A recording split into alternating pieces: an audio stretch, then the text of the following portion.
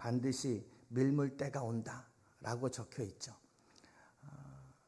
배는 바다 위에 떠 있어야 되는데 모래사장에 턱하니 놓여져 있고 그렇게 낡아가고 있는 상황이었는데, 그러나 그거를 보고도 이 낡은 배도 쓸모있게 쓰여질 때가 올 것이다 라고 바라고 있었던 겁니다. 썰물이 있는가 하면 또 밀물대가 있습니다. 밀물대를 기다리는 낡은 배 한 척, 이 배의 모습을 사무실에 걸어놓고 그 그림을 보면서 희망을 잃지 않았다고 합니다. 말스톤이라고 하는 한 심리학자가 3,000명을 대상으로 조사를 한 결과 사람들이 살아가는 목적의 94%가 뭔가를 기다리는 것에 있었다고 그럽니다.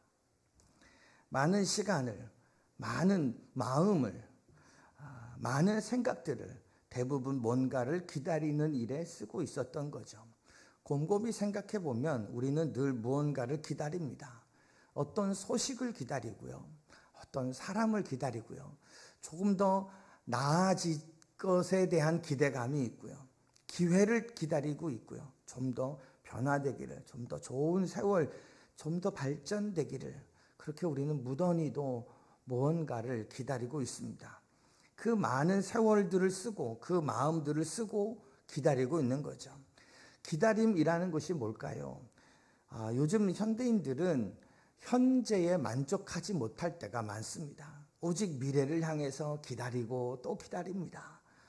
기다리기는 하는데 그 기다림에 합당한 행동은 잘 못할 때가 많이 있습니다.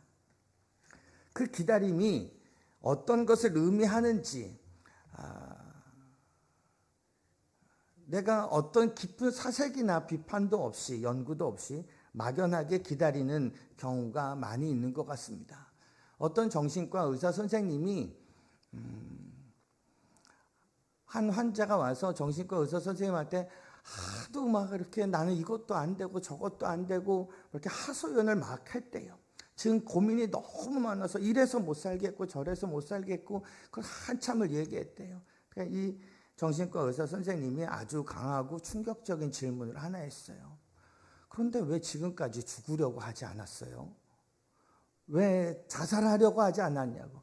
얘기를 들어보니까 아주 죽을 지경이었던 것 같은데 왜 죽지 않았어요? 라고 물었던 거예요. 그러면 또 이유가 있죠. 뭐 이래서 저래서 자녀들 때문에, 명예 때문에, 그래도 우리 가문의 이유 때문에, 그리고 내가 갖고 있는 무슨 신앙 때문에 내가 죽지 않았노라고. 바로 거기에서부터 생각을 다시 해보세요 라고 이야기를 하고 그의 삶의 인생을 수정했다는 이야기를 들은 적이 있습니다. 사람은 목표가 있고 사랑이 있고 꿈이 있으면 살만해집니다. 돈은 없어도 살 수 있습니다. 때로는 건강이 없어도 살 수 있습니다. 목표가 있고 사랑과 꿈이 있으면 살만합니다. 목표가 있으면 길이 열리게 됩니다. 사랑이 있으면 사람들이 생겨나기 시작합니다. 꿈이 있으면 소망을 갖게 됩니다. 그러면 우리는 살만한 세상을 만나게 되는 거죠. 조금만 더 기다리면 되는 경우가 참 많이 있습니다. 그런데 이 기다림이라고 하는 것을 두 가지로 생각해 볼 필요가 있는 것 같아요. 이 두 가지는 근본적으로 다른 방향입니다. 하나는 희망사항입니다. 그냥 막연하게 기다리는 거 있죠. 기다리기는 하는데 그저 막연하게, 그래 좀 더 나아질 거야, 좀 더 잘 될 거야, 나아지겠지, 형편이 괜찮아지겠지, 과거로부터 현재로, 현재에서 미래로 생각하는 막연한, 그러나 별다른 내용도 없는, 그 어떤 보장도 없는 막연한 바람이 있습니다. 이것을 우리가 이름 짓기를 희망사항, 희망이라고 한번 지어보자는 거죠. 또 다른 기다림은 희망과는 조금 다른 소망이라는 것이 있을 수 있습니다. 희망이나 소망이 갖는 국어사전적 의미를 이야기하는 것이 아닙니다. 우리가 기다림이라는 것을 둘로 나누어서 생각을 해보자는 것이고, 그 중에 어떤 내용도 보장도 없는 막연한 것을 희망이라 부르고, 반대로 구체적인 이유가 있고 약속이 있는 기다림을 우리가 소망이라고 생각해 보자는 거죠. 이 소망은 객관적인 약속이 있습니다. 내용이 있습니다. 뭘 기다리는지, 왜 기다리는지, 무엇을 기다리는지에 대한 구체적인 것이 있는 거죠. 미래로부터 현재를 생각하게 하는 그런 소망입니다. 그러니까 약속이 있는 기다림, 약속이 있는 바람이 소망이 되는 거죠. 예를 들어서 희망 같은 경우는 이런 겁니다. 야, 지금은 먹고 살기 힘들지만 야, 내년엔 좀 나아지겠지. 지금 네 자식이 이렇게 속썩이지만 아이고 뭐 크면 괜찮아지겠지. 그 어떤 내용도 그 어떤 보장도 없는, 그저 생각하면 기분은 좀 좋아지는, 내 마음에 좀 위로는 되기는 하는 그런 막연한 바람, 막연한 기다림이 있다는 거죠. 반면에 소망은 이런 것입니다.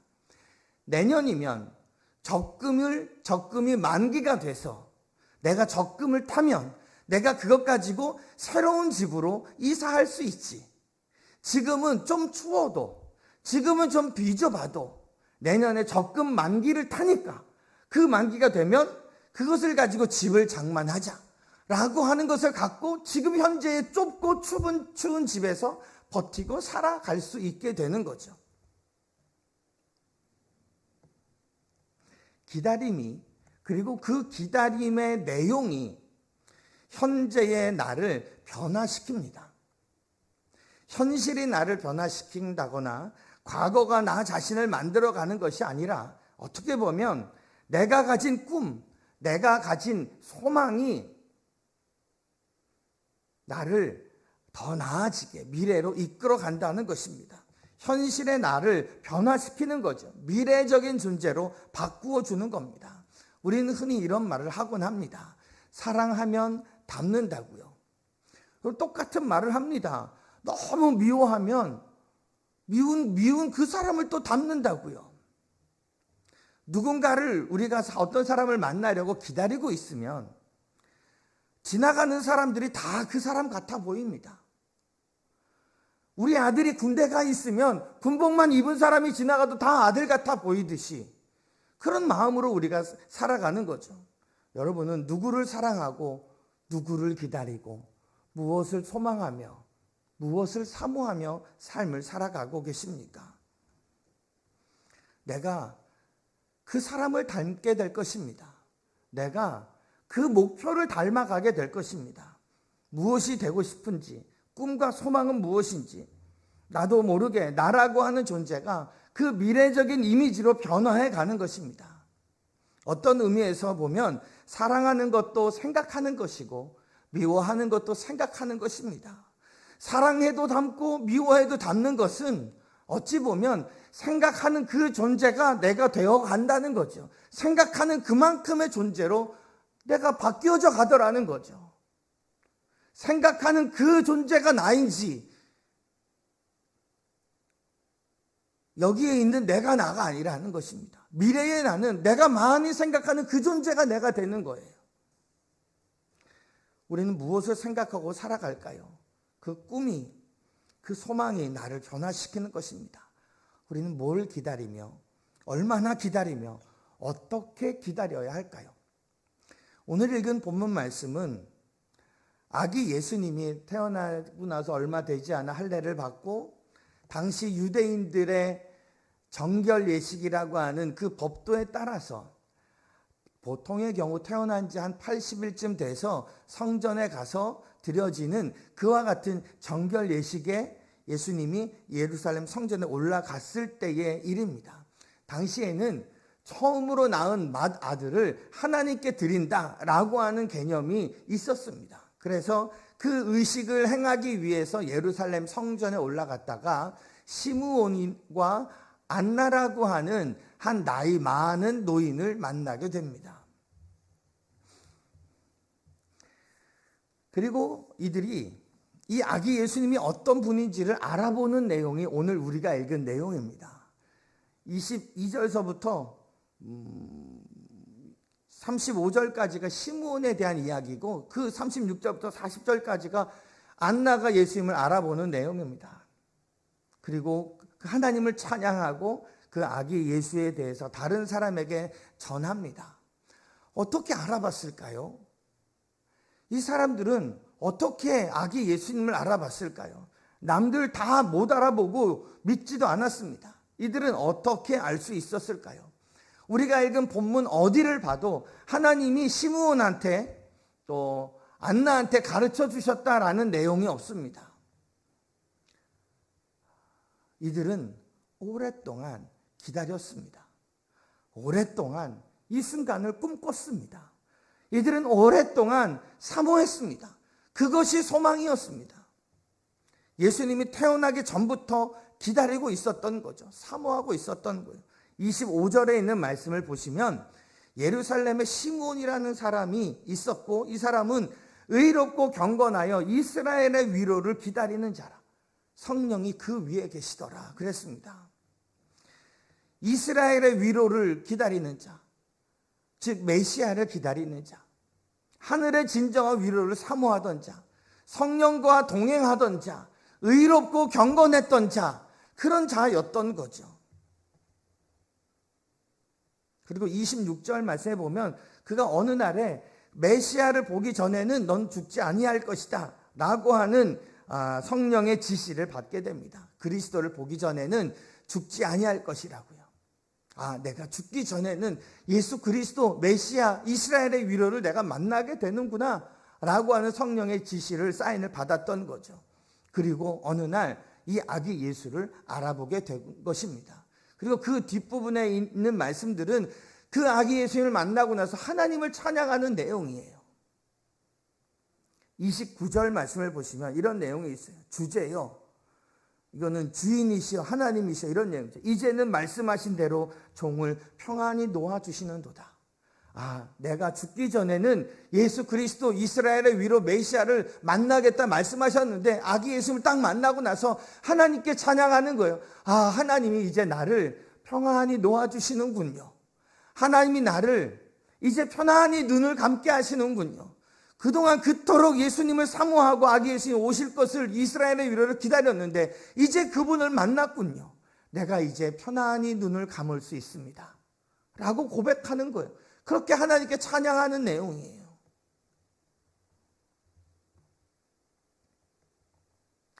안나라는 할머니는 결혼한 지 7년 만에 혼자가 되었습니다. 그리고 오늘 본문 말씀에 보니까 그의 나이가 84세라 그랬습니다. 우리가 지난주에도 보았듯이 10대 후반쯤에 결혼하던 당시의 풍습을 생각해 보면 결혼하고 나서 혼자 산 지가 70년이 넘었던 거죠. 당시에 여인 혼자서 삶을 살아간다는 것은 너무나도 어려운 것이 현실이었습니다. 오늘날도 힘들지만 예전에는 경제적인 어려움, 정신적인 어려움, 사회적인 그런 소외됨을 면할 수가 없는 그런 일이었습니다. 그러냐는 불행한 삶을 살았을까요? 그는 어떤 삶을 살았을까요? 37절 말씀을 보면 과부가 되고 84세가 되었더라. 이 사람이 성전을 떠나지 아니하고 주야로 금식하며 기도함으로 섬기더니 그랬습니다. 성전을 떠나지 않았다는 거예요. 늘 예배당 가까이에서 성전을 떠나지 아니하고 주야로 금식하고 기도하며 섬겼다고요. 하나님을 섬겼던 거죠. 그러던 어느 날 시므온과 같은 날에 예수님이 정결 예식 때문에 이 예루살렘 성전에 왔을 때 이 예수님을 알아본 거예요. 그리고 그분이 어떤 분인지 알게 되고 기뻐하며 전했던 거죠. 이들의 공통점은 오랫동안 준비하며 기다렸다는 것입니다. 시므온은 경건하고 의롭고 성령이 충만했던 자였고 안나도 성전을 떠나지 아니하고 금식하며 기도했던 자였고 이들은 어떤 물질적인 풍요로움을 기다리는 것이 아니었습니다. 오히려 영적인 것을 기다렸던 거죠. 자신이 좀 안전하게 자신의 안위를 위해서 기다렸던 것이 아니라 자신에게 좋은 일 있어지기를 막연히 기다렸던 것이 아니라 구체적 구체적 메시아 그것을 기다렸다는 거죠. 하나님의 뜻이 이루어지기 위해 만백성을 구원할 구원자 예수 그리스도를 기다렸던 겁니다. 또 한 가지, 자신이 생각하는 방법대로 기다리는 것이 아닙니다. 내가 생각하는 내 머릿속 시나리오대로 미래를 기다리는 것이 아니라 성경이 말씀하시는 하나님의 뜻대로, 성령의 인도대로 메시아를 기다렸던 거죠. 메시아를 기다리는 것은 당시 이스라엘의 아주 보편적인 사상이었습니다. 본문의 시므온이나 안나에게만 있었던 메시아를 기다리는 사상이 아닙니다. 그런데 왜 다른 사람들은 예수님을 몰랐을까요? 예수님이 아기로 있으니까, 태어난 지 80일쯤밖에 안 되었을 때니까 아기여서 아마 못 알아봤느냐? 꼭 그렇지만은 않습니다. 예수님이 성인이 되셔서 스스로 하나님의 아들이심을 나타내셨음에도 불구하고 사람들은 예수님을 메시아로 믿지 않았습니다. 오히려 십자가에 못 박았습니다. 왜 그랬을까요? 자기들이 생각하는 내 머릿속 시나리오대로 오신 것이 아니었기 때문에 그렇습니다. 그래서 우리는 예수님을 믿어도 내 마음에 맞게 예수님을 믿는 것은 옳지 않습니다. 내 마음대로 믿는 것이 아니라 성경대로 예수님을 믿는 것이 중요합니다. 겉으로는 예수님 그러면 똑같이 대우하는 것처럼 보여도 다 다르게 되는 거죠. 겉으로는 예수를 믿어도 어떤 예수를 믿는지 생각해 보아야 합니다. 다 메시아를 기다리는 것 같아 보여도 서로 달랐던 본문 당시처럼 우리가 믿는 예수가 서로 다를 수 있습니다. 성경이 말하는 예수님인지 아니면 내 마음에 언제부터인지 모르게 생겨난 내 마음속 이미지대로의 예수님인지 생각해 볼 필요가 있습니다. 이스라엘 사람들의 메시아 사상은 대단합니다. 그래서 그냥 메시아를 기다리는 것을 메시아 대망한다, 크게 기다린다, 이렇게 이야기를 하기도 합니다. 예수께서 오신 것도 메시아를 대망하는, 기다리는 맥락에서 설명될 수 있습니다. 또 예수님께서 십자가를 지시게 된 사건도, 또 십자가에 못 박는 사건도 알고 보면 메시아 사상의 차이가 있기 때문이라는 거죠. 어떻게 이해하고 있느냐에 따라서 신앙의 내용이 달라진다는 거예요. 여러분, 우리가 뭔가를 기다린다고 다 똑같은 것을 기다리는 게 아닙니다. 예를 들어서 우리가 멀리 해외 나가 있던 남편을 기다린다고 생각해 봅시다. 다 똑같이 임성택이라고 하는 사람을 기다리고 있지만 아내는 가서 수고했을 이 남편을 기다리는 것이고, 예를 들어서 자녀들은 그 아버지가 오랫동안 해외 나갔다가 들어오면서 가지고 오게 될 그 선물꾸러미를 생각하며 기다릴 수도 있는 거죠. 기다릴 때 중요한 것, 첫 번째, 막연하게 기다리지 말아야 한다는 것입니다. 무한히 그저 막연하게 기다리기만 하는 그런 추상적인 메시아니즘도 있었습니다. 그냥 좋은 세상이 올 거야, 막연하게, 무한하게, 미래적으로 그렇게 기다리는 것이죠. 여러분, 이것이 어떤 문제가 있을까요? 아무것도 없는데, 아직 무슨 약속이 있는 것도 아닌데 그냥 기다리는 거죠. 좋은 때가 올 거겠지, 그저 뭐 어떻게는 되겠지, 그저 기다려보는 거죠. 여러분, 이것처럼 무서운 사상이 없습니다. 이건 맹목적으로 바뀌어질 수 있습니다. 전혀 논리적이지도 않고 근거도 없습니다. 뭘 기다리는지, 왜 좋게 될 것이라고 생각하는지 이유도 없습니다.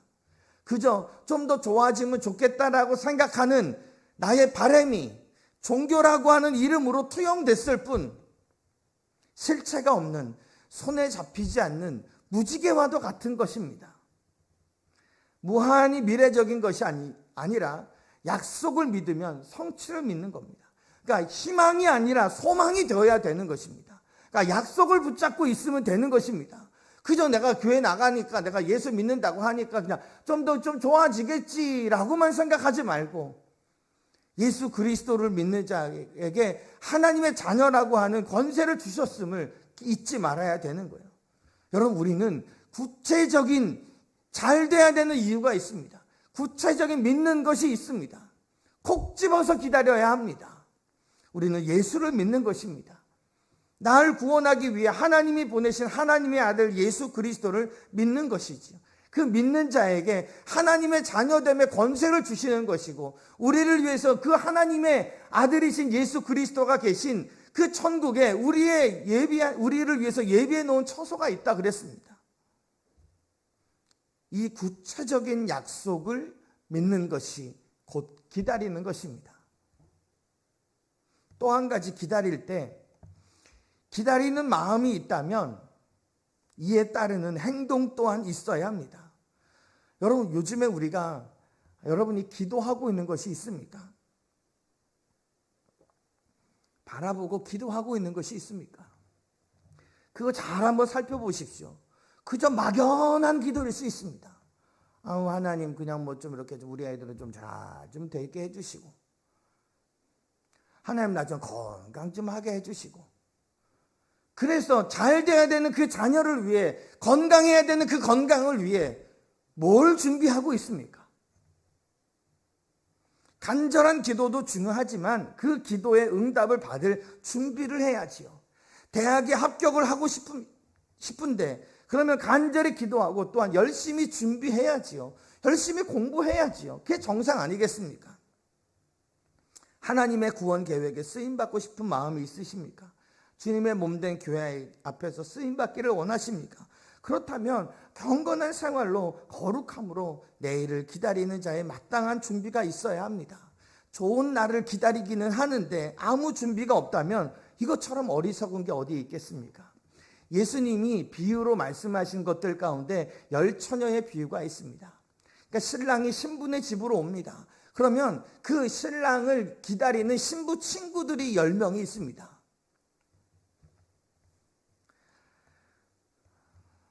기다리면서 신랑을 맞을 준비를 해야 되는 거죠. 기다리기는 하는데 준비를 안 합니다. 그냥 이 정도면 오겠지, 이 등불이면 되겠지. 그 여인들을 향해서 성경이 말하기를 어리석은 여자들이라, 어리석은 처녀들이다 라고 이야기를 했습니다. 그러니까 준비가 없으면, 기름을 준비하지 않으면 그게 어리석은 겁니다. 간절하게 눈 빠지게 기다리면 뭐 할 겁니까? 기름이 없는데, 준비가 없는데. 기도는 막 하면 뭐 합니까? 삶에서 행동으로 변화되지 않는데. 다가오는 미래를 위해 준비해야 합니다. 다가올 죽음은 준비하셨습니까? 주님 만날 준비를 하셨습니까? 영원한 하나님의 나라에서 그 영광을 누릴 준비를 하셨습니까? 어차피 이 세상은 다 떠나야 되는 것입니다. 약속의 땅, 약속의 시간을 위해서 우리는 무엇을 준비하고 있습니까? 초대교회 사람들은 그날을 준비하고 그날을 바라보고 있었기 때문에 현재의 고난도 개의치 않고 아주 넉넉하게 기쁨으로 그 시간들을 살아갈 수 있었습니다. 간절하게 기다린다면 준비함이 있어야 됩니다. 또 한 가지, 기다릴 때 그 어떤 약속을 기다리는 소망이 있다면 그 소망을 현실화하는 것이 중요합니다. 예수님 탄생할 때의 왕은 헤롯 왕이었습니다. 헤롯 왕은 유대인이었습니다. 헤롯 왕은 메시아 사상이 없었을까요? 헤롯 왕은 메시아를 안 기다렸을까요? 아니요. 헤롯 왕도 메시아를 기다렸습니다. 예수님의 나심을 알지 못했을까요? 아니요. 알았습니다. 동방박사들을 통해 알았습니다. 그러나 헤롯은 예수님의 나심을, 태어남을 아는 순간 벌써 예수님을 죽이려고 달려들었습니다. 왜 그랬을까요? 자기의 보좌를 양보하기 싫었기 때문에 그렇습니다. 왕이 내가 여기 있는데 어디 또 왕이 있느냐? 애고 자시고 다 죽이겠다. 누가 내 자리를 빼앗느냐? 그 자가 메시아든 하나님이든 나는 뭐 상관없다. 그의 헤롯 왕 옆에, 헤롯 왕 곁에는 유대의 이 구약을 잘 아는 학자들이 있었습니다. 이스라엘 왕이 어디서 태어나느냐 그랬을 때 베들레헴에서 태어난다, 뭐 이런 얘기를 알려줬거든요. 그러니까 헤롯 왕은 예수님이 메시아인 것을 몰라서 죽인 것이 아니라 메시아인 것을 알매도 불구하고 내 자리를 빼앗을까 봐 예수님을 죽이려고 했다는 거예요. 자기 부정이 어려워서 벗어나지 못합니다. 자기 왕자를 예수님께 내드리지 못했던 거죠. 그런 거로 예수님을 영접하지 못하고 예수를 십자가에 못 박아 버렸던 겁니다. 기다리기는 하는데 예수님을 죽였던 사람들. 참 마음 아픈 이야기가 아닐 수 없습니다. 사람들은 그렇게 기다리는 것 같았는데 오신 예수님을 영접하지 못합니다. 그런 거로 우리는 소망을 현실화할 수 있어야 됩니다. 그렇게 기다린다면 오신 예수님을 마음을 열고 영접할 수 있어야 되는 것입니다. 믿음을 구체적으로 구체화해야 됩니다. 오늘 본문 말씀에 나오는 시므온을 보면 아기 예수님을 품에 안고 30절에서 보면 이런 말씀을 해요. 아기를 안고 하나님을 찬송하는 내용 가운데 내 눈이 주의 구원을 보았습니다. 아기를 안고 하나님을 찬양하는 것. 주님의 구원이 이 아이를 통해서 이루어짐을 내가 오늘날 봅니다. 그렇게 하나님께 기도하면 그 시므온에게 옷 한 벌이 주어집니까? 무슨 금덩어리가 주어집니까? 그러나 그는 그것으로 만족해하며 평안해합니다. 기다리다가 현실에서 만나고 현실에서 하나님께 찬양하는 거죠. 마침내 29절에도 보면 종을 평안히 놓아주시는 도다 라고 이야기하고 고백합니다. 나는 이제 기쁜 마음으로 조용히 세상을 떠날 수 있습니다 라는 고백이 되는 것입니다. 만족함이 있는 거죠. 주님을 만나고 주님을 영접한 그것으로 그는 마음이 충만합니다. 더 바랄 것이 없는 거죠. 더 이상 바랄 것이 없습니다. 누구는 이렇게 이야기할 수 있어요. 목사님, 시므온은 죽을 때가 다 된 노인이니까 욕심도 없던 거죠. 여러분, 나이가 많이 들었다고 해서 욕심이 사라지는 것이 아닙니다. 오히려 나이가 들면 들수록 욕심으로 꽁꽁 묶여 사는 분들 또한 많이 있습니다. 일평생 그렇게 살아왔으니까 그 삶의 자리를 주님께 드릴 수가 없는 것입니다. 찾아오신 메시아만으로는, 하나님만으로는 만족이 안 되는 것입니다. 그래서 메시아를 품에 안고도 만족함이 없는 거죠. 달리 얘기해서 평안함이 없는 거죠. 반면 시므온은 지금 너무 평안합니다. 이제 죽어도 여한이 없다고 고백합니다. 일평생 기다려온 그분을 만났기 때문입니다.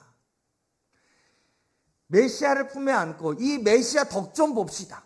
이 메시아 덕으로 말미암아 내가 좀 더 잘 되고 내가 좀 더 오래 살고 더 많이 갖고자 그렇게 시도하지도 않습니다. 영적인 충만함이 그에게 있었던 거죠. 시므온과 안나는 나이가 많은 노인들입니다. 하나님께서 노인들을 사용하시는 거죠. 여러분, 그렇다고 아무 노인이나 나이가 많으면 다 노인들 쓰느냐? 아닙니다. 아무 노인들에게나 예수님을 보이신 것이 아닙니다.